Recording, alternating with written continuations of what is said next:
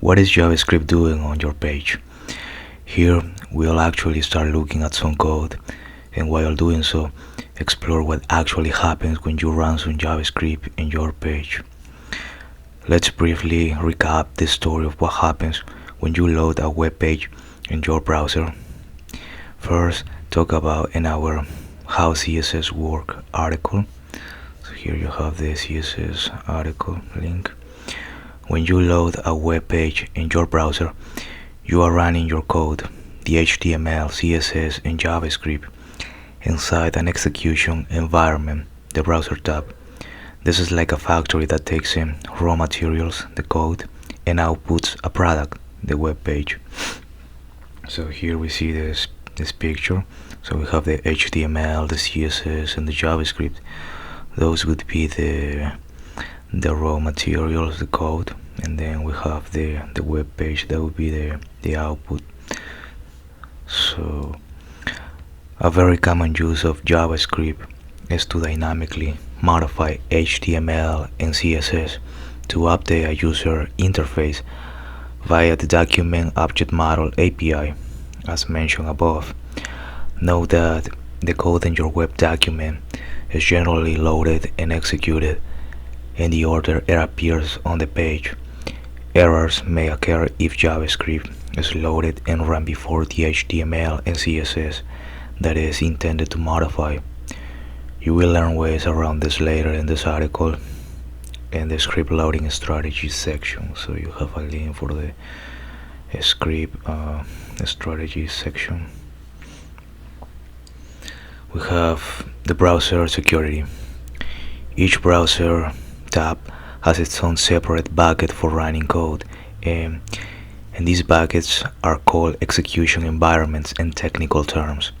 This means that in most cases the code in each tab is run completely separately, and the code in one tab cannot directly affect the code in another tab or another website.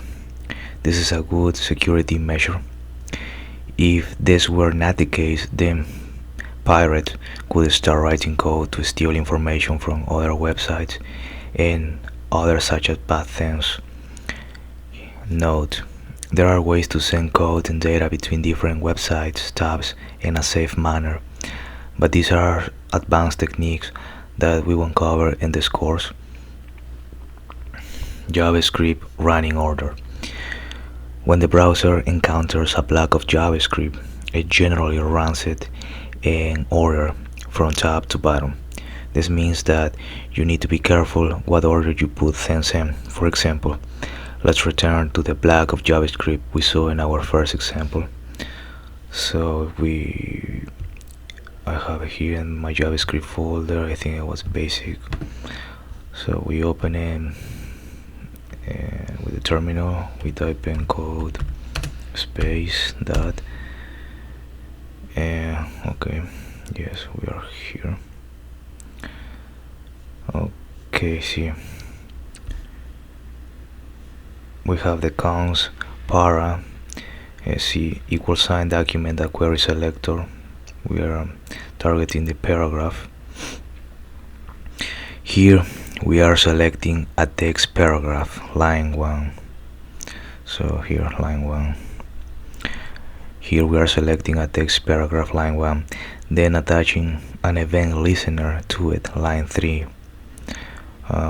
We have the click event, so that when the paragraph is clicked, the update function code black lines 5 to 8, this function update name is from the update name function code black. These types of reusable code blocks are called functions. Asks the user for a new name and then inserts that name into the paragraph to update the display. If you swap the order of the first two lines of code, it will no longer work. Instead, you'd get an error returned in the browser developer console. So, and every time you open your console, you type in Ctrl Shift plus I.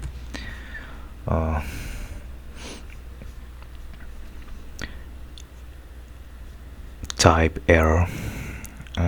Para is undefined.